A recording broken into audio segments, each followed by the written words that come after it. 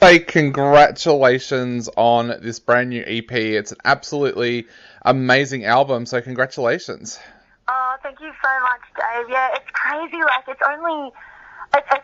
just insane. Like, I forget it's only been out for like a couple of weeks. It feels like so much longer already. But yeah, we've just been so blown away by the reaction. Yeah, it's been amazing. So, how long were you actually sitting on the EP? Like, were you waiting for a little bit until things opened back up again after the pandemic to release it? Yeah, we really like. It was kind of so we finished recording it. During the pandemic, but we were sort of sitting on it waiting. We just wanted to be able to tour off it, you know.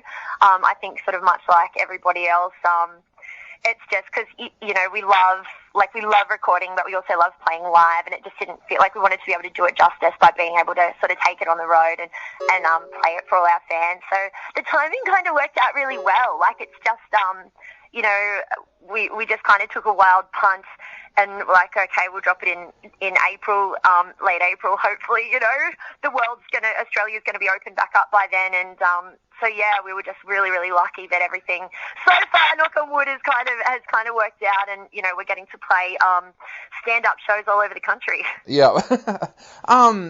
Even recording during the pandemic, that must have been tough on you guys as well. How did you go about doing that, and how did it change how you would normally record?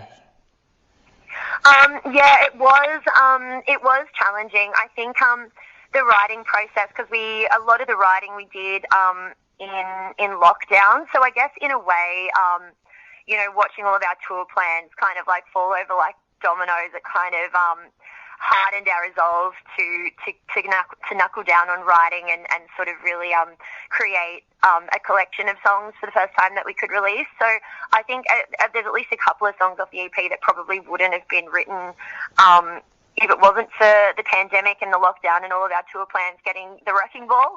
But yeah, like, I guess in terms of the process, it was pretty normal. Like, I mean, it was just the three of us in the studio with our producer, just kind of tracking everything. We usually get the demos up to pretty, you know, like Craig's a whiz with that side of things. So we normally get the demos up to, you know, where they're pretty spot on before we hit the studio and start tracking. So it was just, you know, just making sure we were, you know, socially distancing and all that stuff. But there was only, you know, couple of us in the studio. It was it was an interesting experience. Very, very quiet, very eerie. But yeah, we managed to smash it out, and yeah, stoked on the result. Yeah, tell us a little bit about that writing process as well, because the lyrics on this EP, they feel very personal. They feel like this is a band with its heart right there for everybody to see. What kind of things were inspiring you when you actually sat down to work on the lyrics for this album? Yeah, I guess it's funny. A lot of the lyrics on this EP and some of the songs, as well as songs that you know, we'd been working on and that had been kicking around for a while. And I guess I sort of wrote a lot of them when I was just in a really shit place. Like, I was really, really struggling, and you know, just the ability to kind of write, you know, the ability to kind of write these songs and reflect on what I was going through in the lyrics. That sort of process is really important for me to be able to, I guess, really analyze what I'm going through and be able to process it and be able to heal from it.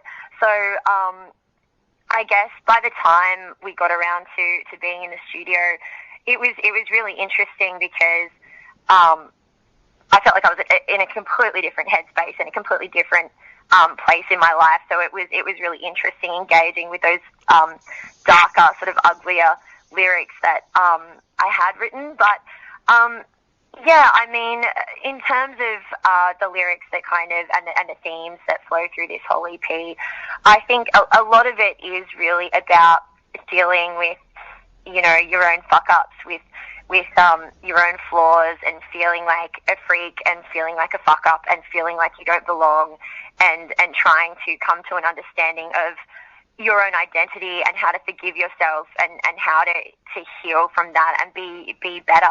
And I think it's kind of addressed in different ways across the EP. I mean, I feel like I Don't Keep Up is kind of like, which is the EP opener, is kind of like a celebration of being different. Like, I see that as a real, just kind of like a joyful acceptance of your own difference and weirdness and stuff like that. Whereas, you know, a song like Alien is a lot more, I guess,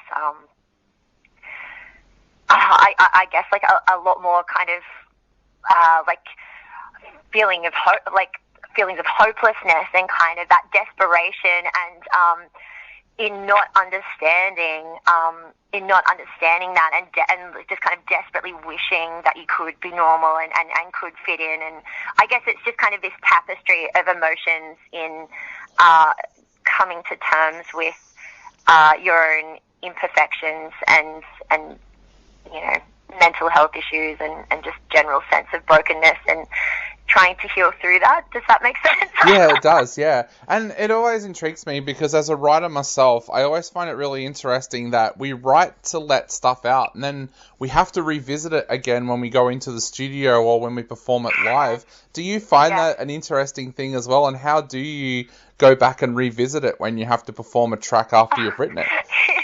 It's so funny. It's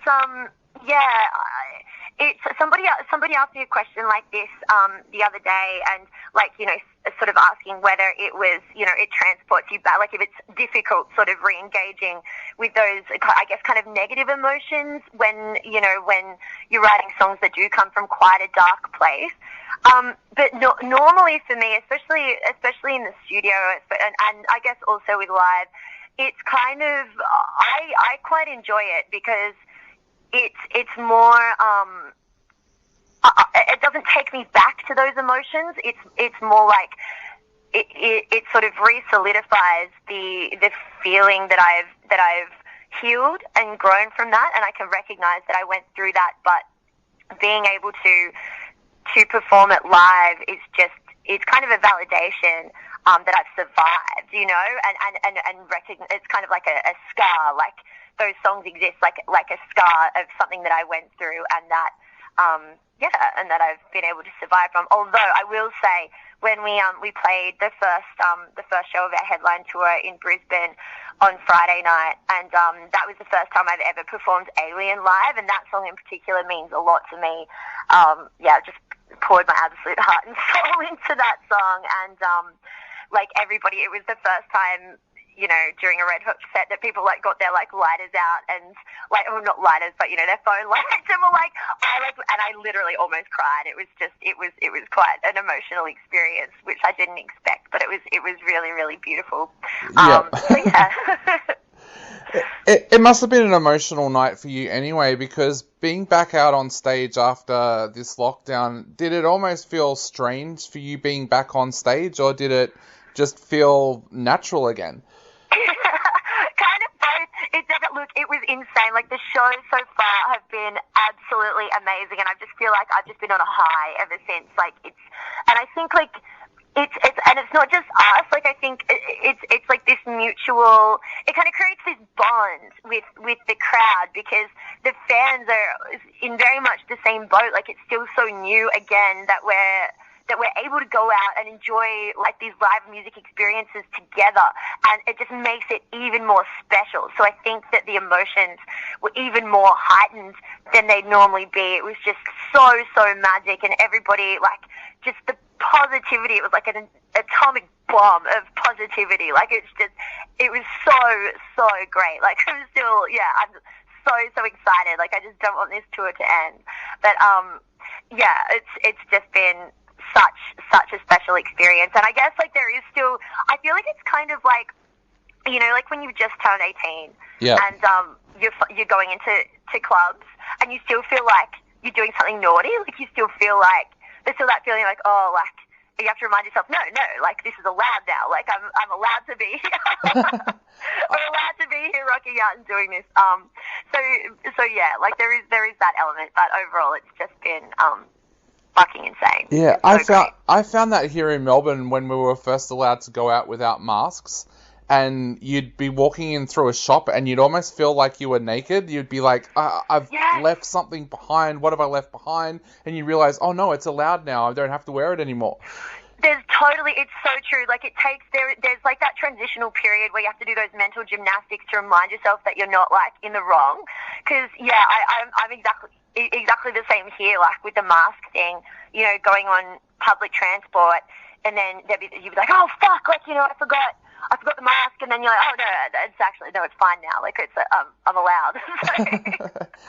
Yeah, I think we've all been in that kind of mindset throughout this whole pandemic experience, just constantly readjusting the way we live our lives. Exactly. It's been a time. Yeah. So, Emmy, the EP is out now. You guys are back out on the road. What have you got planned for the rest of this year? I'm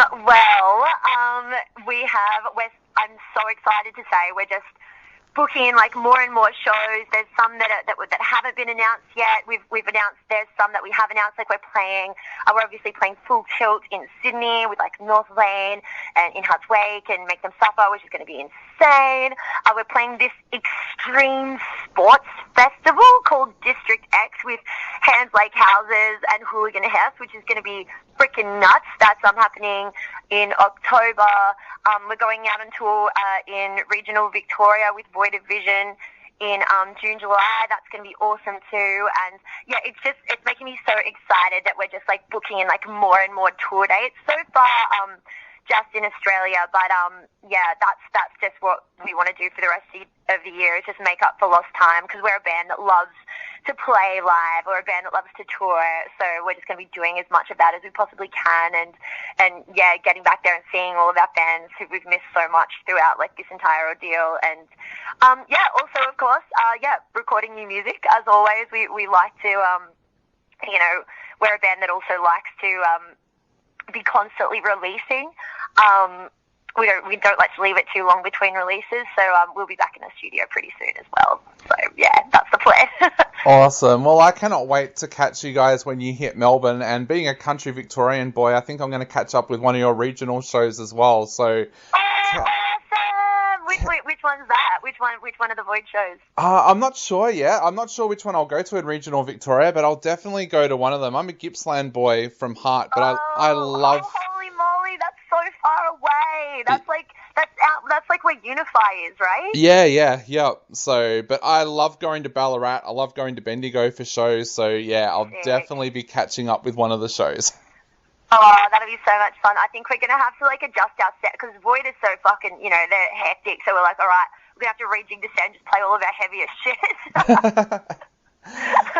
Well, Emmy, should be so fun. Thank you so much for coming on the show today. It's been an absolute pleasure chatting to you. I think it's time to take a listen to one of the new tracks right now off the EP. So thank you so much for coming on the show. Is there anything that you would like to say to our listeners out there before they take another listen to one of these amazing tracks? Stay weird, and we love you, and we can't wait to hang out with you in person. It's been so long, and yeah, let's party. It's going to be awesome. Definitely. Well, thank you so much for joining us today. It's been an absolute pleasure chatting to you. Thanks so much, Dave. Appreciate it. No problem. I'll let you go, but yeah, stay safe, and we'll see you when you hit Melbourne. Awesome. Are you going to come to one of the Melbourne shows? Did you want us to put you on the door or anything? Oh, I'm already coming, actually. I'm coming to the second show. Oh, so is that the late show or the early show? The late show, yep. Oh, yeah, it's going to be off chops. I'm so excited. Yeah, it's going to be absolutely brilliant. I can't wait. I've been going to the